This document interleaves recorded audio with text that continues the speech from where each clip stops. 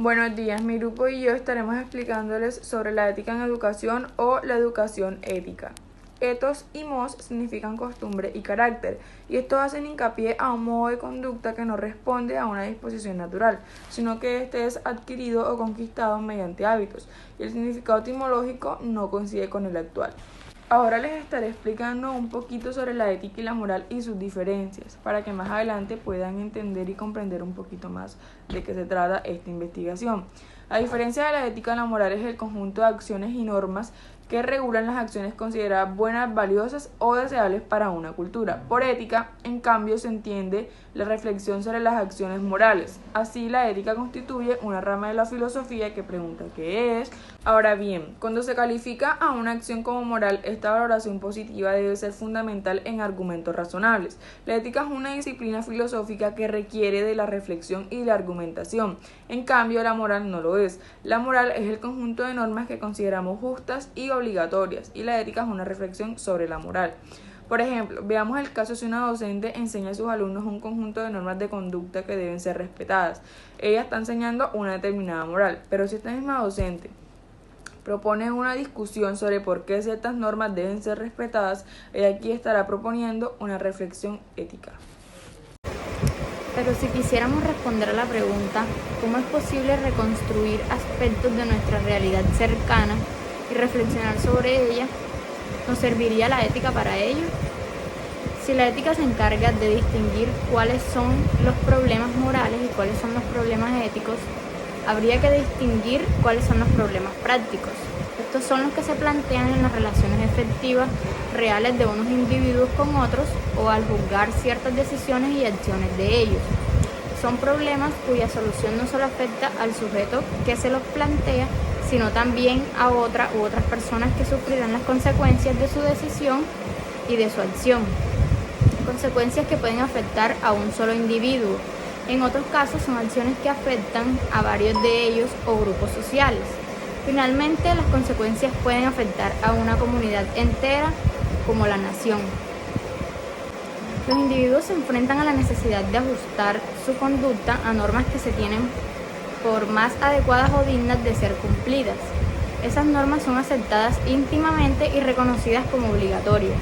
De acuerdo con ellas, los individuos comprenden que tienen el deber de actuar en una u otra dirección. En estos casos decimos que el hombre se comporta moralmente y que este comportamiento lo distingue de otras formas de conducta humana.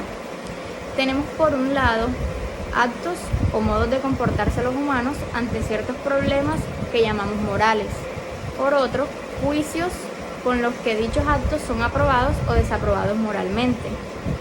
Nos encontramos en la vida real con problemas prácticos a los que nadie puede sustraerse, y para resolverlos se recurren a normas, actos, juicios o emplean argumentos o razones para justificar la decisión adoptada.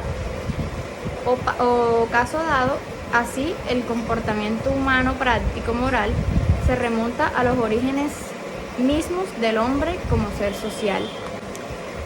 A este comportamiento práctico moral, que se da ya en las formas más primitivas de comunidad, sucede posteriormente la reflexión sobre él. Los hombres no solo actúan moralmente, sino que también reflexionan sobre ese comportamiento práctico y lo hacen objeto de su reflexión. Se pasa así del plano de la práctica moral al de la teoría moral.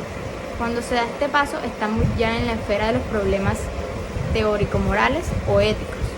A diferencia de los problemas práctico-morales, los éticos se caracterizan por su generalidad.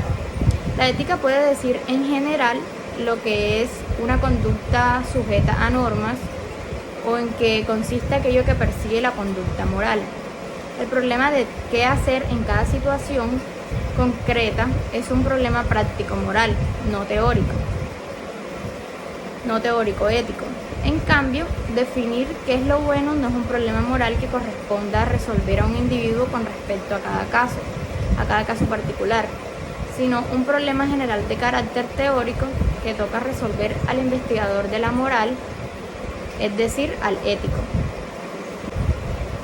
Bueno, las respuestas acerca de qué sea lo bueno varía de una teoría a otra, ya sea de placer, felicidad, poder, etc. El problema de la esencia del acto moral remite a otro problema importantísimo, que es el de la responsabilidad.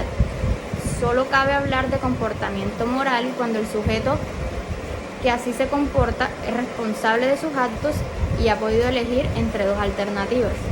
Y el problema de la libertad de la voluntad es, por ello, inseparable del de la responsabilidad. Decidir y obrar en una situación concreta es un problema práctico-moral, pero investigar el modo como se relaciona la responsabilidad moral con la libertad y con el determinismo a que se hallan sujetos nuestros actos es un problema teórico, cuyo estudio corresponde a la ética. La educación es memoria. La memoria es traer al presente las experiencias antes vividas por otros para darles hoy un nuevo significado en un contexto nuevo.